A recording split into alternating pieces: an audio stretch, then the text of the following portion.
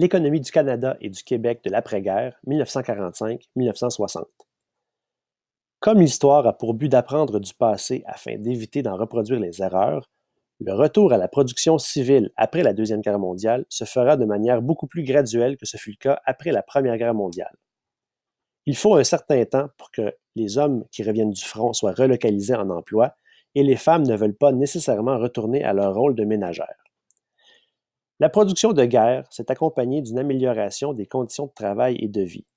Le syndicalisme qui s'est manifesté pendant les années 1940 en est grandement responsable. L'augmentation du niveau de vie des Canadiens pendant la période d'après-guerre leur permet de participer à la société de consommation.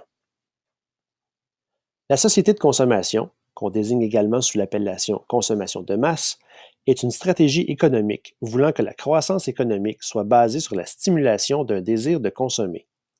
On crée des besoins chez les consommateurs au moyen de la publicité.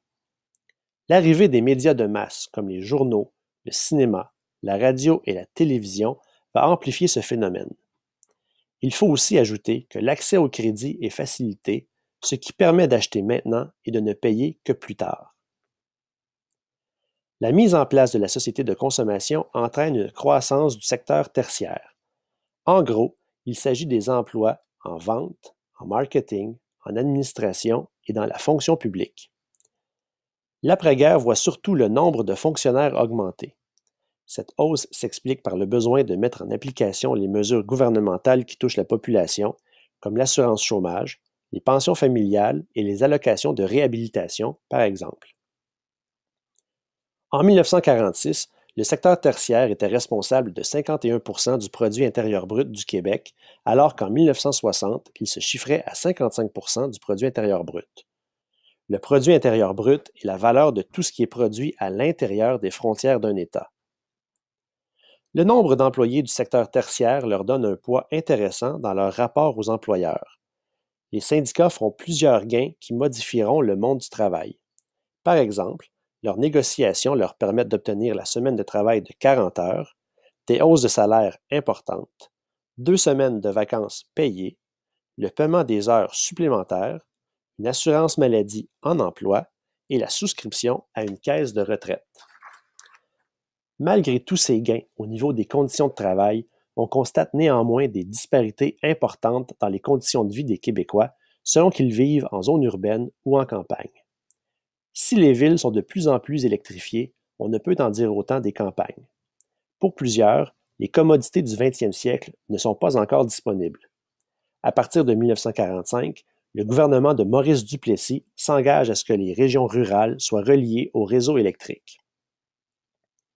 La hausse du niveau de vie et la réduction générale des heures de travail vont permettre à de plus en plus de gens de pratiquer des activités de villégiature. On voit de plus en plus de gens acquérir des chalets en campagne ou se rendre en nature pour pratiquer le camping, la randonnée, la chasse et la pêche de façon récréative. La fin de la Deuxième Guerre mondiale donne naissance à la guerre froide. Celle-ci oppose les idéologies politiques et économiques des États-Unis et de l'Union soviétique. La guerre froide durera de 1947 à 1991 et sera marquée par des niveaux variables de tension et d'apaisement entre ces deux principaux acteurs. Chacun de ces pays se lancera dans une course à l'armement, traditionnel et nucléaire, dans le but d'éviter que l'adversaire ne gagne plus d'influence dans le monde que son rival. Le Canada et le Québec auront un rôle indirect à jouer dans la guerre froide entre 1945 et 1960. Pendant cette période, nous assistons à une augmentation importante des investissements américains en raison des besoins de l'industrie en général et de l'armement en particulier. Le fer de la fosse du Labrador servira à la fois à construire les grosses cylindrées américaines et des armes pour se protéger du communisme. L'image populaire veut que sous le mandat du premier ministre Maurice Duplessis, les ressources minérales du Québec aient été exploitées sans grand bénéfice pour la province. Cette importante présence étrangère dans l'exploitation des ressources minières du Québec mènera, pendant les années 60 et 70, au nationalisme économique.